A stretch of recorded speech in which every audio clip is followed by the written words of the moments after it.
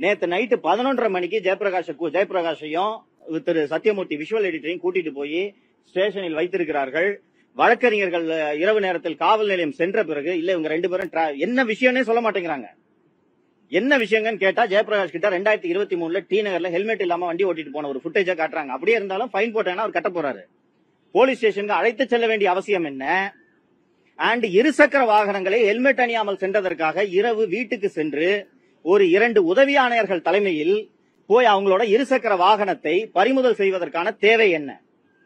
நான் இந்த கழிவுநீர் சுத்திகரிப்பு தொழிலாளர்களுக்கு கழிவுநீர் வழங்கிய விவகாரத்தில் மிகப்பெரிய ஊழல் நடந்திருக்கிறது, அதில் சிபிஐ விசாரணை வேண்டும் என்று சென்னை உயர்நீதிமன்றத்தை நான் அணுகிய அந்த வழக்கு இன்று மதியம் 2:15 மணிக்கு விசாரணைக்கு வர இருக்கிறது.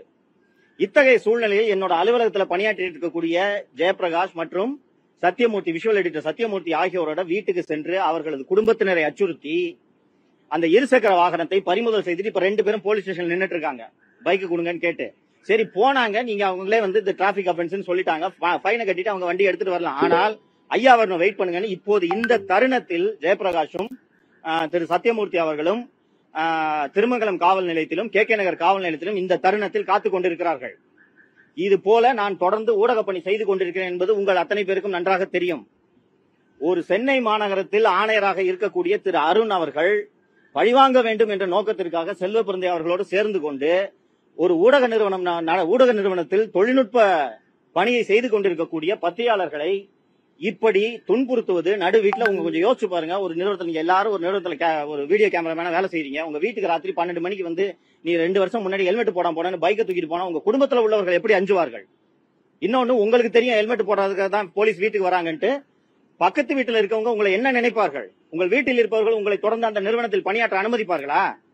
சோ ஒரு காவல்துறை அதிகாரி இப்படி அப்பட்டமான துஷ்பிரயோகத்தை செய்து கொண்டிருக்கிறார். இதை இந்த தமிழக அரசின் பொம்மை முதல்வர் வேடிக்கை பார்த்துக் கொண்டிருக்கிறார்.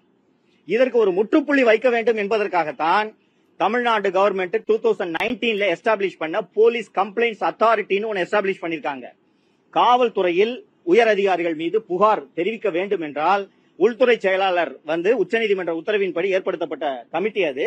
உள்துறை செயலாளர் அந்த போலீஸ் கம்ப்ளைண்ட்ஸ் அத்தாரிட்டியோட சேர்மனா இருப்பாரு. அதோட members head of police force and additional DGP law and order இருப்பாங்க. அண்ட் ஹோம் செக்ரட்டரியோட சேர்பர்சன் ஆஃப் போலீஸ் கம்ப்ளைண்ட்ஸ் அத்தாரிட்டின்ற அவரோட கெப்பாசிட்டியில உள்துறை செயலாளரிடம் நேரடியாக புகார் தெரிவிக்க வேண்டும் என்பதற்காக இன்று உயர்நீதிமன்றத்தில் அலுவல் ரீதியாக உள்துறை செயலாளர் அவர்கள் உயர்நீதிமன்றம் சென்றிருப்பதால் இன்று ஒரு சார்பு செயலர் அவர்களிடம் இந்த புகாரை நான் நேரடியாக அளித்துவிட்டு வந்திருக்கிறேன். என்னங்க? இல்ல நாங்க நடவடிக்கை எடுக்கிறோம் சொல்லிருக்காங்க. இது ஒரு ஸ்டாச்சுட்டரி பங்கன். செல்வ கணபதி என்ற துணை செயலாளர், நான் இதை உள்துறை செயலாளரின் கவனத்திற்கு கொண்டு செல்கிறேன். அவங்க இந்த ஸ்டாச்சுட்டரி பாடின்றதுனால அவங்க இதுக்கு மேல என்கொயரி கண்டக்ட் பண்ணியே ஆகணும். இதை மற்ற புகார்களை போல இதை வாங்கி ஓரம் வைப்பதற்கு முடியாது.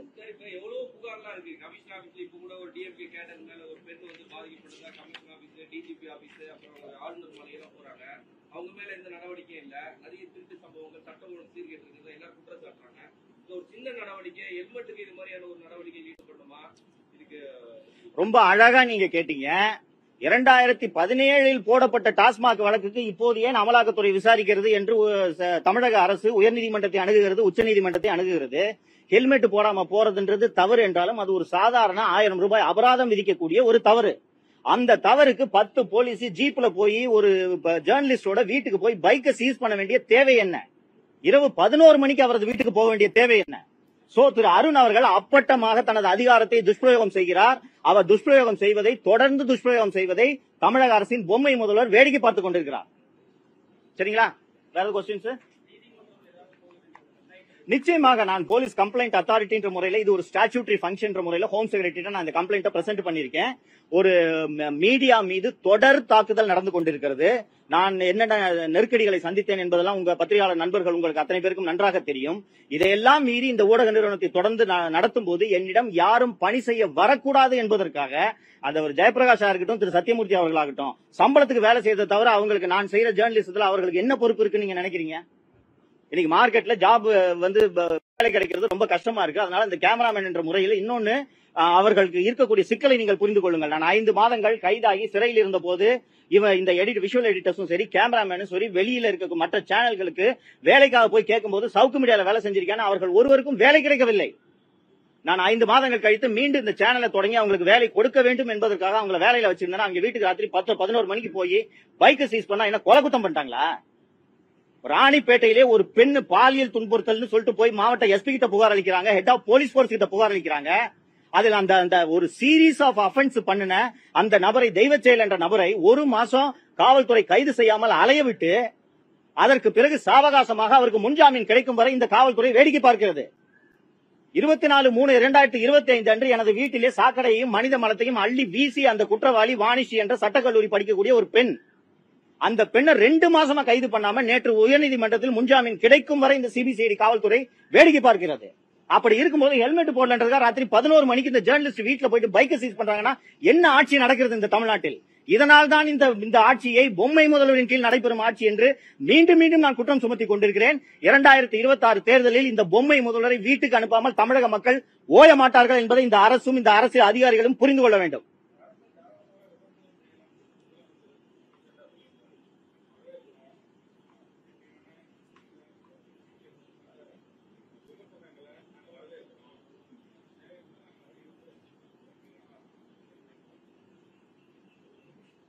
தேவராஜன், உங்களுக்கே நன்றாக தெரியும், நான் தொடர்ந்து இந்த அரசை விமர்சனம் தான் செய்து கொண்டிருக்கிறேன்.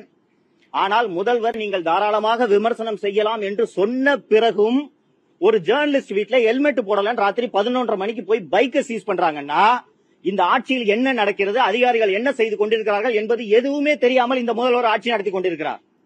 உள்துறைக்கு பொறுப்பான அமைச்சராக தமிழக முதல்வர் திரு மு.க. ஸ்டாலின் அவர்கள் இருப்பதால் இந்த ஒவ்வொரு காவல்துறை அதிகாரியும் செய்யும் அத்தனை வேலைகளுக்கும் அவர்தான் பொறுப்பு. அப்போது முதல்வர் நீங்க எங்களை தாராளமா விமர்சனம் பண்ணுங்கன்னு பத்திரிகை எடிட்டர்களையும் அதிபர்களையும் கூப்பிட்டு அவர் சொல்றாரு. அவங்க போலீஸ் ஹெல்மெட் போடலன்னு ராத்திரி 11:30 மணிக்கு வீட்டுக்கு போய் பைக்கை சீஸ் பண்ணிட்டு இருக்காங்கன்னா அவர்கள் மீது நடவடிக்கை எடுக்க கூட துணிச்சலற்ற முறையில், செயலற்ற முறையில் பொம்மை முதல்வராக திரு மு.க. ஸ்டாலின் இருக்கிறார் என்பதைத்தான் நாம் இதிலிருந்து புரிந்து கொள்ள வேண்டும்.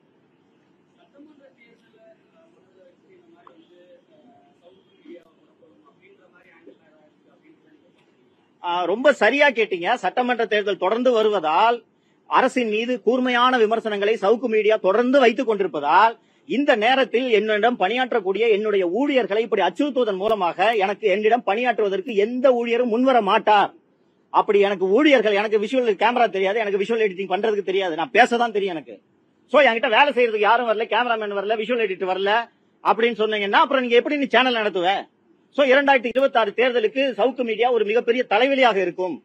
சோ நான் அவங்க சேனல்ல வேலை செய்யற டெக்னீஷியன்ஸ் பூரா இது மாதிரி ஹாரஸ் பண்ணி ஒருத்தரை வேலைக்கு வர விடாம பண்ணி சேனலை நான் க்ளோஸ் பண்ணிட்டேன் என்று இந்த அரசுக்கு உதவுவதற்காக திரு அருண் அவர்கள் இதை செய்து கொண்டிருக்கிறார். தமிழக முதல்வர் இதை அனுமதித்துக் கொண்டிருக்கிறார்.